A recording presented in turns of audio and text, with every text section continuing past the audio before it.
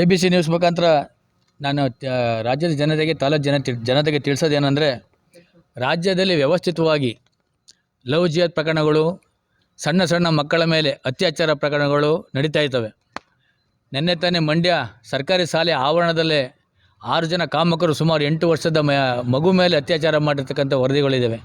ನಿನ್ನೆ ಚನ್ನಗಿರಿಯಲ್ಲಿ ವಾರದ ಹಿಂದೆ ಅಮ್ಜದನನ್ನು ಒಂದು ಮೆಡಿಕಲ್ ಶಾಪ್ ಇಟ್ಕೊಂಡು ಆರೋಗ್ಯ ಮಾತ್ರೆ ಕೊಡ್ತಕ್ಕಂತಹ ಒಂದು ಮೆಡಿಕಲ್ ಶಾಪ್ ಇಟ್ಕೊಂಡಿರ್ತಕ್ಕಂಥ ಅಮ್ಜದ್ ಅಲ್ಲಿ ಬರ್ತಕ್ಕಂತಹ ಶಾಲಾ ಮಕ್ಕಳಿಗೆ ಆಮಿಷ ತೋರಿಸಿ ಆ ಮಕ್ಕಳಗಳ ವಿಡಿಯೋ ಮಾಡ್ಕೊಂಡು ಕಾಮತೀಟೆ ತೀರ್ಸ್ಕೊಂಡಿರ್ತಕ್ಕಂಥದ್ದನ್ನು ಕಣ್ಮುಂದೆ ನೋಡ್ತಾ ಇದ್ದೀವಿ.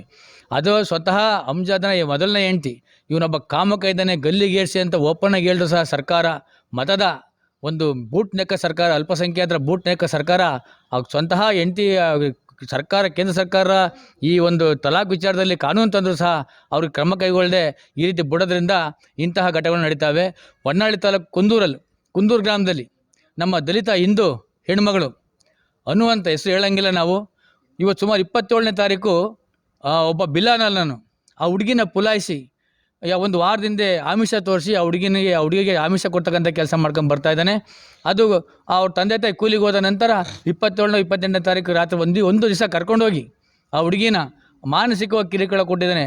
ತತ್ಕ್ಷಣ ಅವ್ರ ತಂದೆ ತಾಯಿ ಮನೆಗೆ ಬಂದು ನೋಡಿದಾಗ ಮಗು ಇಲ್ಲದೆ ಇರ್ತಕ್ಕಂಥ ಸಂದರ್ಭದಲ್ಲಿ ತತ್ಕ್ಷಣ ಹೊನ್ನಾಳಿಯ ಅಲ್ಲಿ ಸ್ಥಳೀಯ ಉಪಠಾಣೆಗೆ ಸಂಪರ್ಕ ಮಾಡಿದ ಸಂದರ್ಭದಲ್ಲಿ ಹೊನ್ನಾಳಿಯ ನಮ್ಮ ಇನ್ಸ್ಪೆಕ್ಟರ್ ಸುನಿಲ್ ಸಾಹೇಬರು ತತ್ಕ್ಷಣ ಕಾರ್ಯರತರಾಗಿದ್ದಾರೆ. ಸುಮಾರು ರಾತ್ರಿ 12 ಗಂಟೆಗೆ ಆ ಮಗು ಎಲ್ಲಿದೆ ಅಂತ ಗೊತ್ತಾಗಿ ಆ ಮಗುನ ಬಿಲಾಲ್ ಅಣ್ಣನ ಮುಖಾಂತರ ದಾವಣಗೆರೆಯ ಟೋಲ್ಗೇಟ್ ತಂದು ಬಿಟ್ಟೋಗಿರ್ತಕ್ಕಂಥ ಉದಾಹರಣೆ.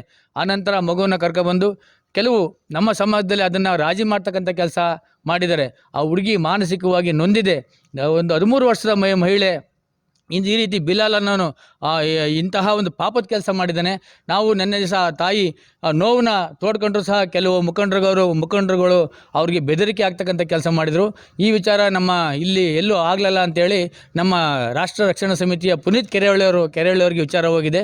ಪುನೀತ್ ಕೆರೆಹಳ್ಳಿಯವ್ರು ನೆನ್ನೆ ನಮಗೆ ಸಂಘಟನೆಯವ್ರಿಗೆ ನಮಗೆಲ್ಲ ಫೋನ್ ಮಾಡಿ ಈ ರೀತಿ ವಿಚಾರ ಇದೆ, ಪೊಲೀಸ್ ಸ್ಟೇಷನ್ FIR ತೆಗೆದು ಹಿಂದೆ ಮುಂದೆ ನೋಡ್ತಾ ಇದ್ದಾರಂತೆ. ತತ್ಕ್ಷಣ ಅದು ನೋಡಿ ಅಂತ ಹೇಳಿದಾಗ ನೆನ್ನೆ ನಾವು ಹೋಗಿ ಅವ್ರ ತಾಯಿ ಮುಖಾಂತರ ಕರ್ಕೊಂಡೋಗಿ ಹೊನ್ನಾಳಿ ಸ್ಟೇಷನಲ್ಲಿ FIR ಮಾಡಿಸಿದ್ದೀವಿ. ಈ ಬಿಲಾಲ್ ಏನು ಇವನು ಇಂತಹ ಕಾಮುಕರು 106 ಜನ ಇದ್ದಾರೆ. ಇಂತಹರಿಂದನೇ ಸಮಾಜಕ್ಕೆ ಕೆಟ್ಟ ಹೆಸರು ಬರ್ತೈತೆ. ಇಂತಹ ಜಿಹಾದಿ ಮನಸ್ಥಿತಿ ಸರ್ಕಾರ ಇವರು ಸಪೋರ್ಟ್ ಕೊಡ್ತೈತೆ.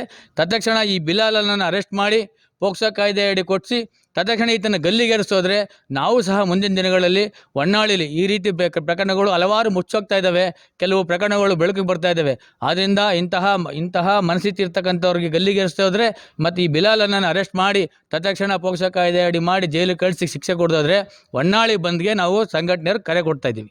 ಪೊಲೀಸ್ ಇಲಾಖೆಯವರು FIR ದಾಖಲು ಮಾಡಿದ್ದಾರೆ ಅನ್ನೋದಾದರೆ ಅವರು ಕಾನೂನು ರೀತಿ ಕ್ರಮ ಕೈಗೊಳ್ತಾರೆ. ಇಲಾಖೆ ಇದೆ ಪೋಕ್ಸೋ ಕೇಸಲ್ಲಿ 24 ಗಂಟೆಗಳ ಆರೋಪಿ ಅರೆಸ್ಟ್ ಆಗಬೇಕು. ನಮಗಿನ್ನೂ ಆ ಆರೋಪಿ ಅರೆಸ್ಟ್ ಆಗಿರೋ ಮಾಹಿತಿ ಇಲ್ಲ. ಅದನ್ನು ಇವಾಗ ನಾವು CPI ಸಾಹೇಬರೆಲ್ಲ ಹೊರಗಡೆ ಇದ್ದೀವಿ ಅಂತ ಹೇಳಿದ್ದಾರೆ.